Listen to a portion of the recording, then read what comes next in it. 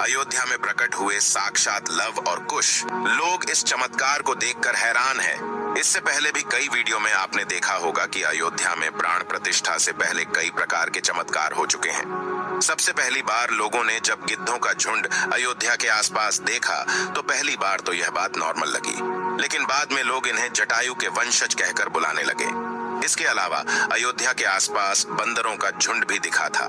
लेकिन अभी जो हम आपको चमत्कार दिखाने जा रहे हैं वह सबसे ज्यादा हैरान कर देने वाला है, जिसे दुनिया का सबसे बड़ा चमत्कार कहा जा रहा है। और जब आप इसकी सच्चाई जानोगे तो आप भी राम जी के पक्के भक्त हो जाएंगे। क्या वाकई में लव और कुश अयोध्या नगरी पहुंचे हैं? क्या मंदिर की प्राण प्रतिष्ठा से पहले ही लव और कुश दोनों भाई पहुंच गए हैं? आज हम इन सभी रहस्यों से पर्दा उठाकर आपके सामने सच्चाई लाने वाले हैं। वीडियो शुरू करें उससे पहले कमेंट में जय श्री राम जरूर लिखें। दोस्तों, 22 जनवरी से पहले ही अयोध्या को दुल्हन की तरह सजा दिया गया है। मंदिर में रामलला के प्राण प्रतिष्ठा का समय 12:20 तय किया गया है। जिस प्रतिमा को मंदिर के गर्भगृह में रखा जाना है उसका वजन करीब 200 किलो है। भगवान राम की यह प्रतिमा 5 साल के बच्चे के स्वरूप की होगी। गुजरात से एक ट्रेलर पर 5500 किलो का ध्वज दंड अयोध्या पहुंच गया है, जो इतना ज्यादा बड़ा है कि इसको एक ट्रक के अंदर लाया गया है, जिसकी तस्वीर सामने आने के बाद पूरी दुनिया में चर्चा हो रही है। इसके अलावा गुजरात से 500 किलो का नगाड़ा पहुंचा है, जिस पर सोने की परत चढ़ी हुई है। 2400 किलो का एक घंटा पहुंचा है, जिसको प्राण प्रतिष्ठा के बाद में मंदिर के अंदर बजाया जाएगा। आखिर इतने बड़े घंटे को कारीगरों ने कैसे बनाया था? इसके अलावा 108 फीट लंबी अगरबत्ती गुजरात से अयोध्या पहुंची है। 7 दुनिया का सबसे बड़ा ताला भी बनाकर तैयार किया गया है। और क्या आप कल्पना कर सकते हैं कि 1100 किलो का दीपक भी बनाकर गुजरात से अयोध्या भेजा है? दोस्तों, यह सभी चीज इतनी ज्यादा अलग कि लोग दूर दूर से देखने को भी पहुंच रहे हैं। और होगा भी क्यों नहीं, करीब 500 सालों के लंबे संघर्ष के बाद भगवान श्री राम का मंदिर बनने जा रहा है। इसके अलावा भी दोस्तों, प्रभु श्री राम के मंदिर में ऐसे चमत्कार हुए हैं जिसकी अयोध्या से लेकर पूरे भारत में चर्चा हो रही है। वही मंदिर के यज्ञ के लिए राजस्थान से 650 किलो देसी गाय का घी भी मंदिर में पहुंच गया है। वहीं पर नेपाल की जनकपुरी से अयोध्या के लिए एक साथ 500 से ज्यादा टोकरी में उपहार बांधकर जनकपुर वासी अयोध्या ला रहे हैं। हर राम भक्त को इस दिन का लंबे समय से इंतजार था। अयोध्या में 22 जनवरी से लेकर 25 मार्च तक कई खास कार्यक्रमों का आयोजन किया जाएगा। इस बीच मंदिर के गर्भगृह के निर्माण का काम 24 घंटे चल रहा है। 22 जनवरी को राम मंदिर में रामलल्ला की प्राण प्रतिष्ठा होने वाली है। दोस्तों, कोई भी मंदिर के लिए प्राण प्रतिष्ठा का कार्यक्रम बहुत ज्यादा महत्वपूर्ण होता है।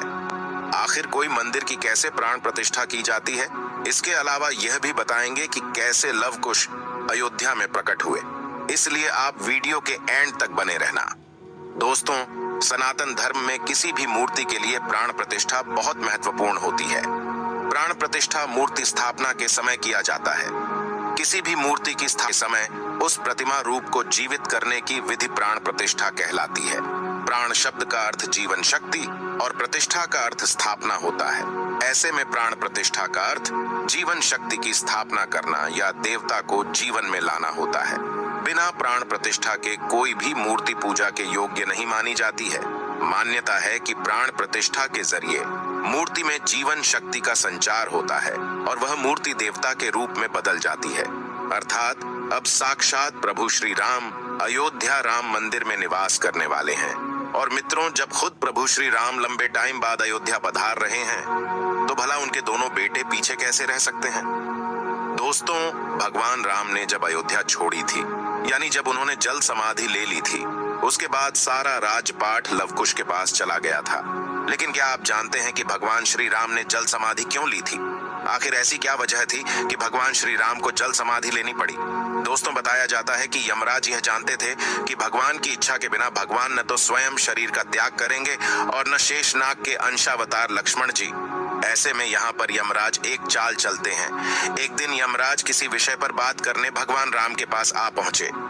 भगवान राम ने जब यमराज से आने का कारण पूछा तो यमराज ने कहा कि आपसे कुछ जरूरी बातें करनी है। भगवान राम यमराज को अपने कक्ष में ले गए। यमराज ने कहा कि मैं चाहता हूं कि जब तक मेरी और आपकी बात हो उस बीच कोई इस कक्ष में नहीं आए। यमराज ने अपनी बात को आगे बढ़ाते हुए कहा कि अगर कोई बीच में आ जाता है तो आप उसे मृत्यु दंड देंगे।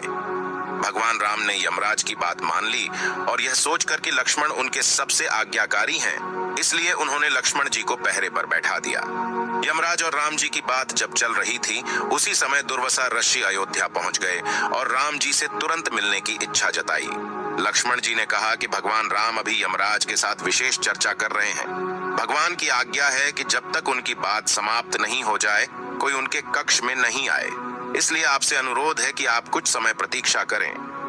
ऋषि दुर्वासा लक्ष्मण जी की बातों से क्रोधित हो गए और कहा कि अभी जाकर राम से कहो कि मैं उनसे मिलना चाहता हूँ, अन्यथा मैं पूरी अयोध्या को नष्ट होने का शाप दे दूंगा।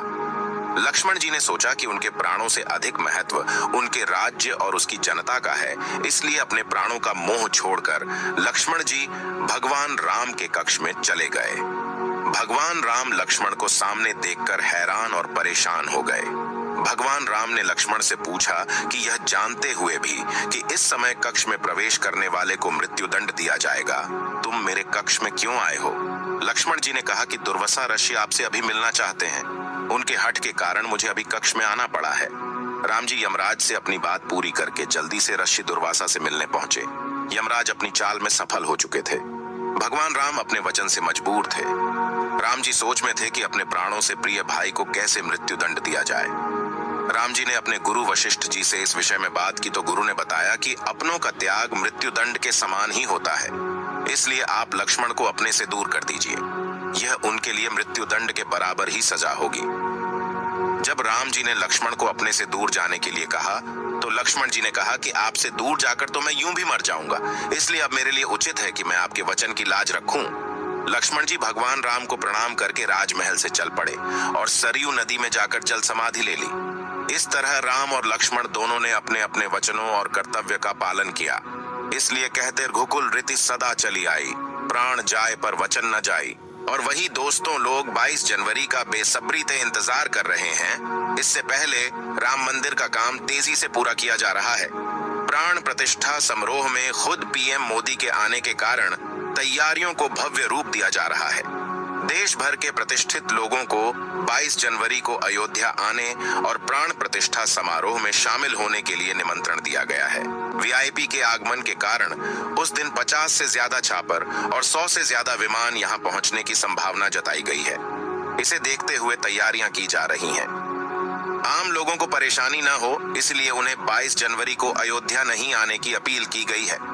दोस्तों, जिस नगाड़े की वीडियो की शुरुआत में बात की थी, उसके बारे में आपको बताते हैं। इस नगाड़े को बनाने वाले डगबर समाज के 4 लोग श्री राम लल्ला प्राण प्रतिष्ठा के दिन इसे मंदिर में बजाएंगे। इस नगाड़े पर सोने और चांदी की परत चढ़ाई गई है।